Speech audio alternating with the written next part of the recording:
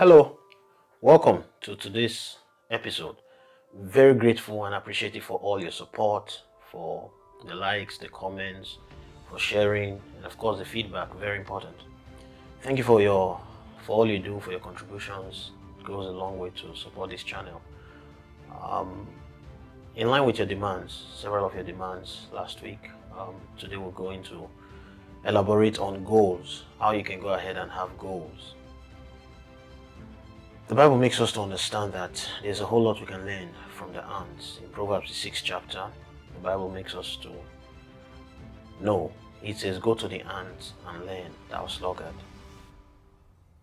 and be wise." And it goes on to say that the ants, they have no rulers, they have no, superiors. It says, and yet they're able to make provision for their meat in summer, and they provide for themselves also in winter, so to say. Let me say this. It is goals and it is plans that change the seasons of men. It is a principle even that God works with. He worked with in creation and he worked with men. And it's the same God who directs us to go to the ants to learn.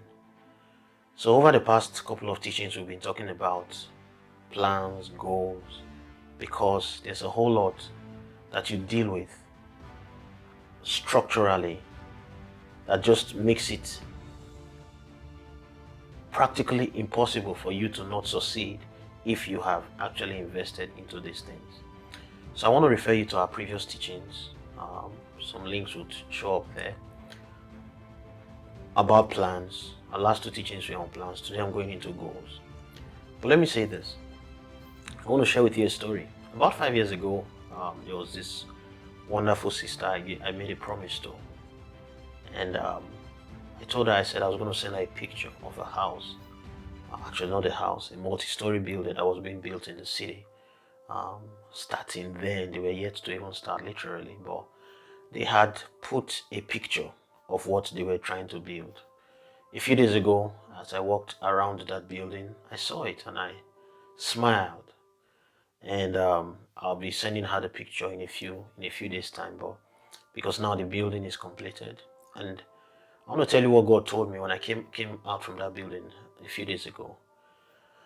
God was showing me how powerful plans are, how it is possible to plan for something, and if we stick to it, in 5 years time, in 10 years time, in 20 years time, it can actually come to pass. For some of you, like we'll be looking at the plans, the goals we'll be looking at, and every other teaching we've had so far would help you, if you really will commit yourself to doing these things, would help you to guarantee success, to guarantee harvest, as we may say, in this particular season that we are in. Or let me say this. Those people, they took their time to plan. They took their time. They had a goal. They even drew out the goal. They had something they were working towards. It's a very beautiful masterpiece. But it took them 5 years. And God said to me, He says, if young people will just learn to be patient and build and, start out something and set out with goals, if they can set out goals, they can achieve it. In the book of Genesis, the 11th chapter, God comes from heaven to look at what men were doing. And this is what He said. He said, nothing they imagine shall be withheld from them. So what do goals do? Goals are a reflection of our imagination. Goals are a reflection of your imagination. I'll be going into 5 particular characteristics of the goals that a good goal should have. The first thing I want to say is a good goal should be specific. Specific. You want to say in particular. So for example, in the building of that house, they had an architectural drawing and a design of where they were going to. They didn't just have something, they had somewhere they were really and actually going to. So, and they made it. So your goal should be specific, where it is you are going to. I would elaborate on that a bit.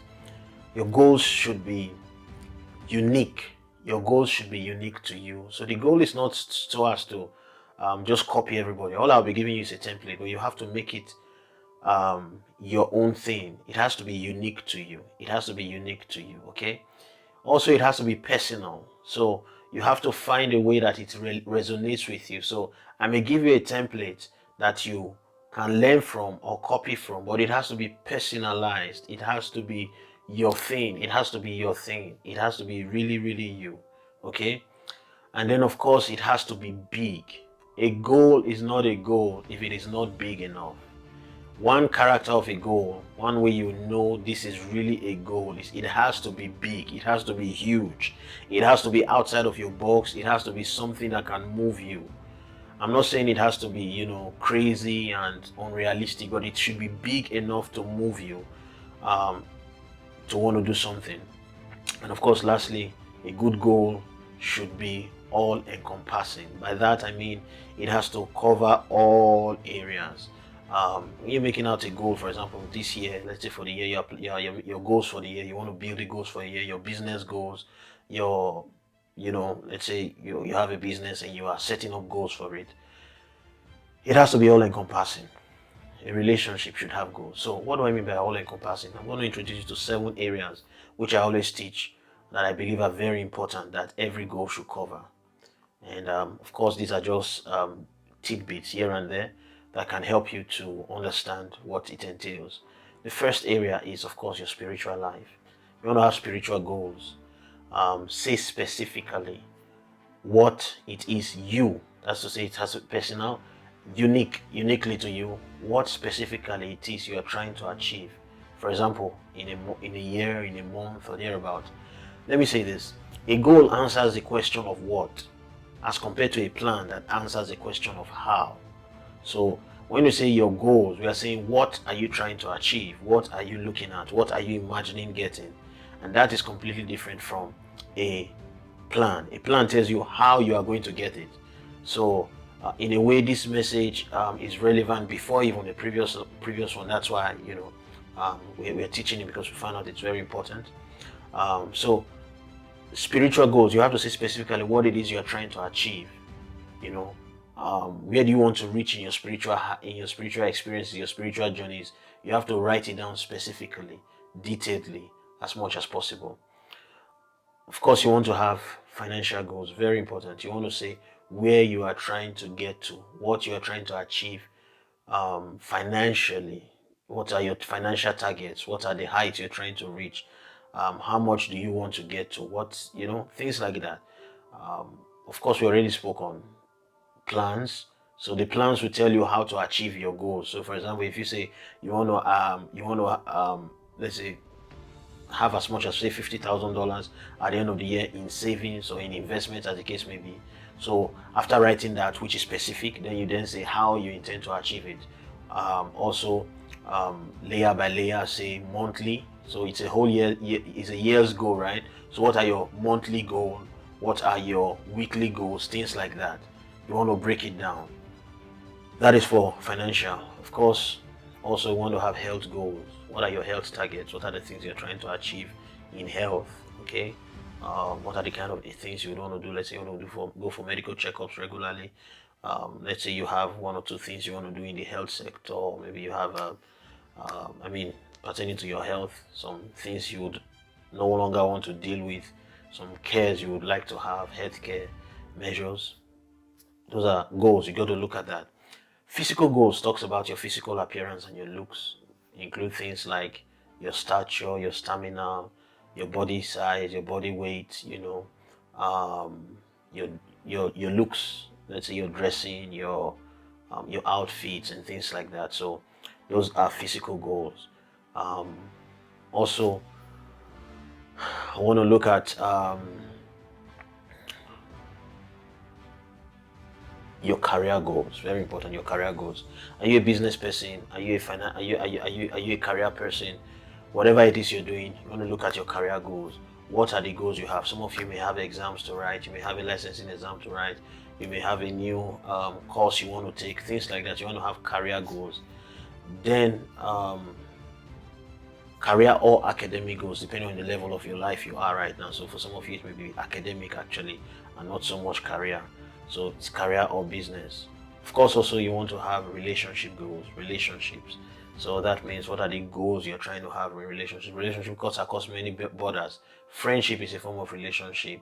leadership is a form of relationship. So you ask yourself, what are my relationship goals? You know, people with whom I have relations to deal with. Of course, there are people who are of marriageable age who are in relationships.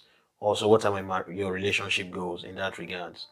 And then, of course, family goals. What are your family goals? What are the targets? What are the things you're trying to achieve or attain with your family? You want to create more bonding.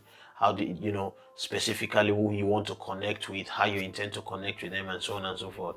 You got to look at that. You know, let's say you're a married man, you're talking about how you want to love your wife more, you know, love your husband more if you're a woman, and so on and so forth.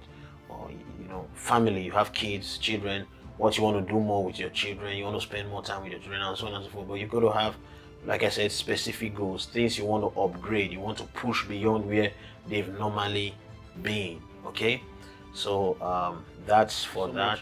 Those are the 7 areas, and I hope you really picked it, and I hope you learned, and I hope you know how to connect it all.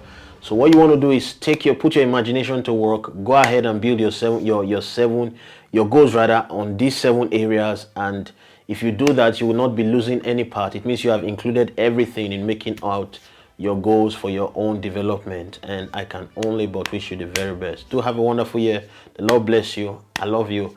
Stay tuned, there will be more content coming, but on this particular series, this marks the very end on this one, and we'll move to new things. So expect it, stay expectant, and I can tell you one thing, the next ones are going to be big, and you will not be disappointed. The Lord bless you. I love you. Bye-bye.